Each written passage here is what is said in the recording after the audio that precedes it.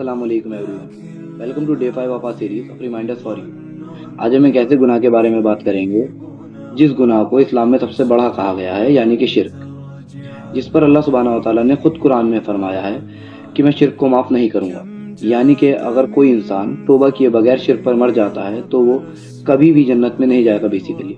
और आजकल लोगों ने शिर्क को सिर्फ यहीं तक महदूद रखा है, यानी यहीं तक समझा है कि अगर वो अल्लाह के सिवा किसी और को इबादत में शरीक कर लें तो वो शिर्क है, या फिर अल्लाह के सिवा किसी और से मदद की पुकार कर लें वो शिर्क होता है। और हालांकि आज के ज़्यादातर लोग ना जानते हुए भी शिर्क कर रहे हैं। ऐसी शिर्क की कई तरह की किस्में हैं, कई तरह की टाइप्स हैं, और आज हम वो डिस्कस करेंगे जिसको सबसे ज़्यादा मेजॉरिटी फॉलो अप कर रही है, जिसका नाम है शिरकल तावीज़।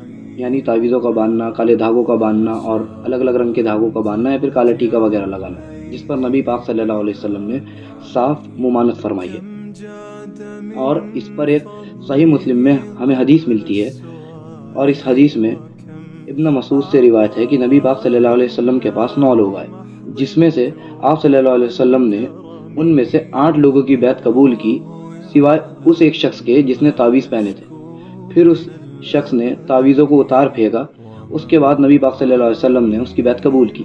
और ऐसे ही पिछले समय के कई वाक़ये हमारे सामने ऐसे आते हैं। तो उसके बाद अब लोग इस चीज़ की सफाई भी रखते हैं कि हमने तो इस फला रीज़न की वजह से बांधा है। और देखा जाए तो देखो, अगर मैं सीधे लफ्ज़ों में कहूँ तो आपका अकीदा जो है, बात वो नहीं है कि आपने किस चीज़ के लिए बांधा है, क्योंकि वो फिर आपका ईमान उस चीज़ पर हो जाता है।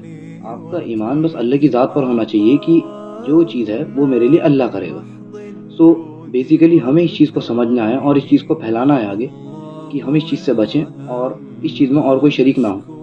और जैसे कि मैंने आपको बीच वीडियो में बताया है कि शिर्क की और भी कई तरह की किस्में होती हैं, वो हम ऐसे आगे और वीडियो में डिस्कस करते रहेंगे।